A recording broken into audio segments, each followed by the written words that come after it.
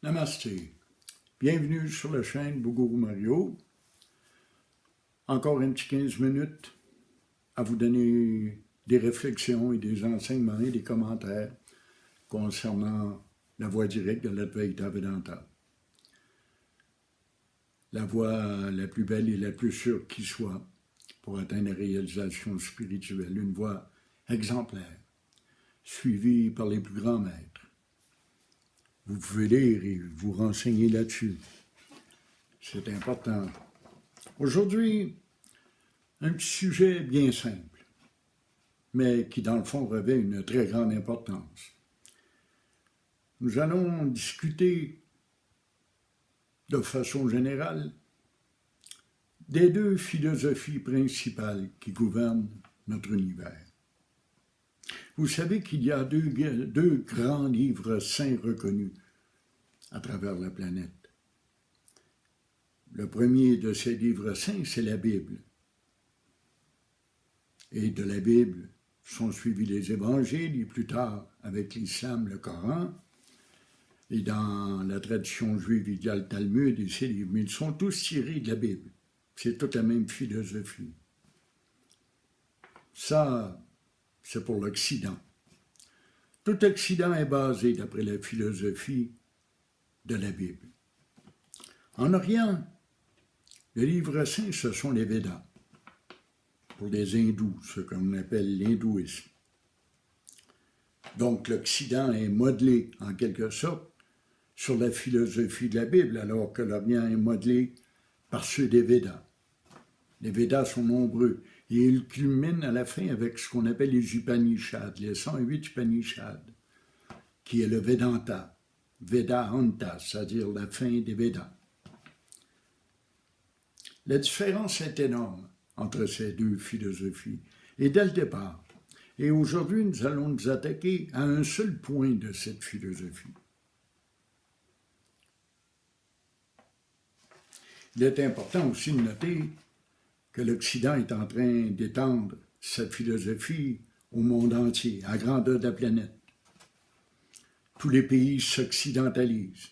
Tout le monde veut gagner de l'argent, avoir des vêtements à la mode, avoir des autos devant chez soi et utiliser tous les gadgets qu'on peut distribuer puis vendre dans notre société.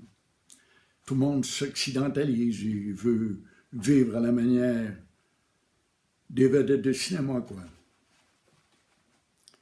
On a appris dans la Bible à dominer le monde. Dieu a dit à l'homme de nommer les bêtes et de les soumettre à sa volonté, d'en user comme il le désire. Dans le fond, nous avons appris à user de la nature comme s'il s'agissait d'un énorme plat de bonbons dans lequel on peut puiser indéfiniment.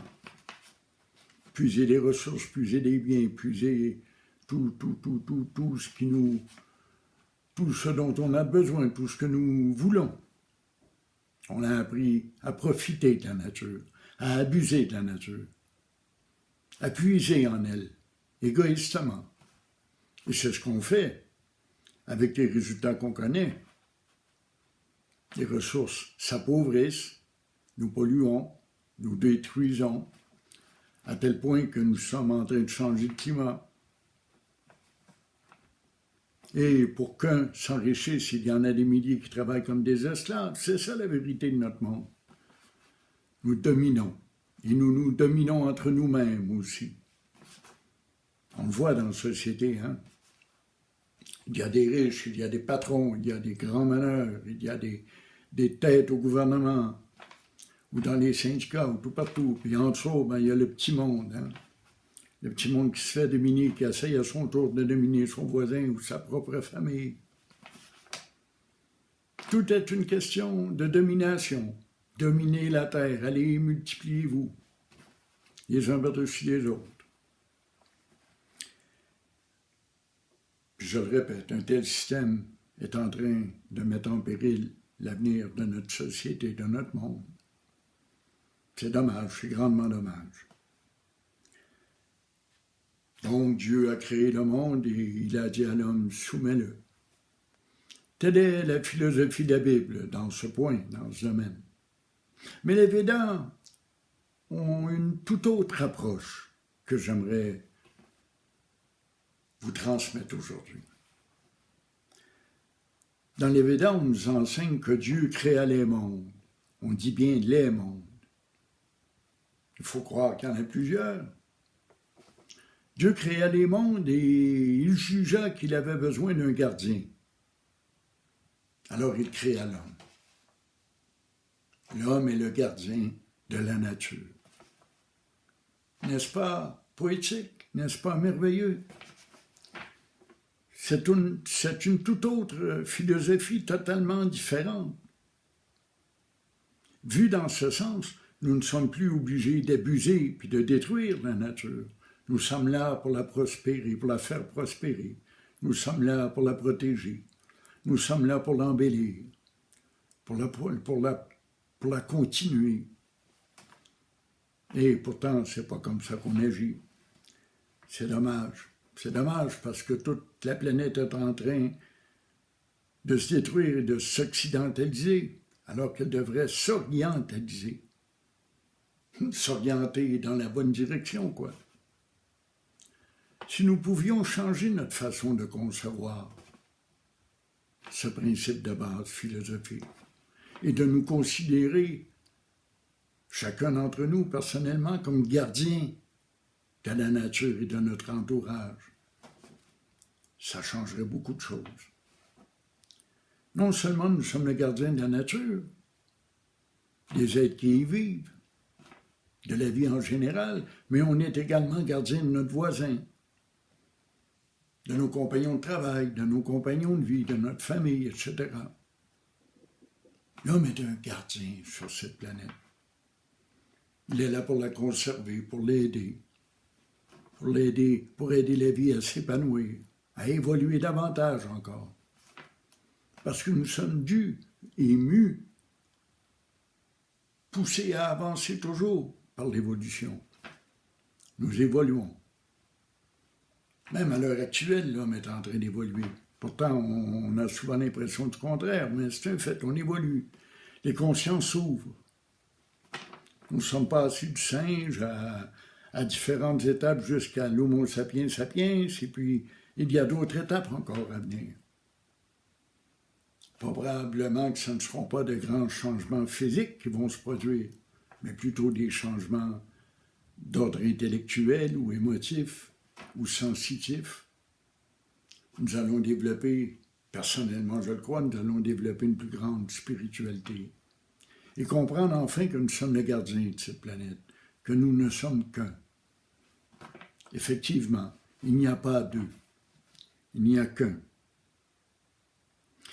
En vérité, il n'y a que cette seule approche qui pourrait nous permettre de réparer les torts que nous avons causés autant à la nature qu'à l'humanité. L'approche d'un gardien. Un gardien préoccupé par la santé et par l'état du monde dans lequel il vit. Si nous pouvions seulement changer cette conception à l'intérieur de nous-mêmes, on pourrait préserver la planète et réparer les torts commis. On pourrait améliorer l'état des choses. Mais non. Ce que nous cherchons, c'est le profit, la rapidité, la vitesse, l'économie. C'est ce qui nous guide. Et c'est un faux guide. Les temps vont bientôt changer. C'est un fait.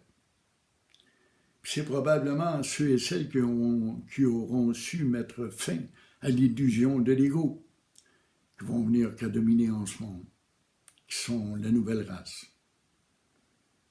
Et je suis persuadé sincèrement que ce jour-là va venir où les êtres vont s'ouvrir davantage à la spiritualité. Car vous savez que le substrat de tout ce qui est, de tout être, de toute chose, de tout événement, est un. Tout est commun. Nous sommes tous un, sans second. Pas deux. Il n'y a pas de deux. Alors, c'est ainsi que Nous devons être gardiens de la nature qui nous entoure et du monde qui nous entoure. Parce que c'est nous-mêmes que nous gardons, que nous préservons, que nous réparons. Cette philosophie doit faire son chemin et prendre une place davantage. Prendre une place aussi dans nos cœurs. Quand on se rend compte que tout est Brahman, que tout est notre propre soi, que tout est un contenu de notre conscience, notre vision du monde change complètement. On ne voit plus les autres comme des étrangers ou comme extérieurs à nous. Non seulement les gens, mais les choses, les biens, la vie, autant que les objets. C'est mon soi, c'est dans ma conscience, c'est moi. Ça change toute notre philosophie. On ne peut pas faire de mal à son voisin quand le voisin, c'est moi. On ne peut pas faire de mal à la nature quand la nature, c'est moi. C'est là une des merveilles, un des grands miracles de la réalisation spirituelle. C'est là où nous conduit l'Advaita. Tout est Brahman, tout est le soi, tout est Dieu, tout est lui, et je suis lui. Parce que je sais que je suis. Personne ne peut mettre ça en doute. Et pour toi aussi, cher auditeur. C'est là-dessus qu'il faut se concentrer. Et quand on se consacre pleinement sur le je suis, très concentré, qu'on y donne toute sa vie, toute son intelligence, eh bien on se rend compte qu'on est franchement le gardien de notre voisin. On est le gardien de notre nature, de notre planète, de notre monde. Et on doit en prendre soin. Parce que jusqu'à preuve du contraire, on n'en a pas trouvé d'autres. On ne peut pas déménager comme on change de maison ou de loyer. Je vous invite donc à philosopher vous aussi. Parce que l'Advaita, c'est une forme de philosophie spirituelle. Ce n'est pas érigé en religion. Il n'y a pas de dogme. Il n'y a pas de rite. C'est ça qui est intéressant dans la voie directe. C'est qu'on peut vivre l'expérience réelle de Dieu. Non seulement la conscience de Dieu, mais sa présence, son être. On dit du soi qu'il est être, conscience, béatitude, et on peut être. On peut être cette conscience et cette béatitude et la ressentir. Et évidemment, quand on atteint cet état, tout le reste se transforme. Autant notre caractère, notre personnalité, notre physique, notre monde, notre entourage. Je le répète, je le répète, je le répète encore. Quand l'ego débarrasse, c'est Dieu qui prend sa place. On devient ce qu'on a à devenir. Car c'est le but de la vie, le seul. Alors, je vous quitte pour aujourd'hui et je vous suggère fortement de réfléchir à cette courte philosophie que nous sommes les gardiens de ce monde, que nous avons à protéger notre royaume, notre paradis. Alors, vous pouvez m'envoyer vos commentaires sur Messenger à Bogourou, BOGOUROU, @gmail.com et je vous souhaite bonne chance.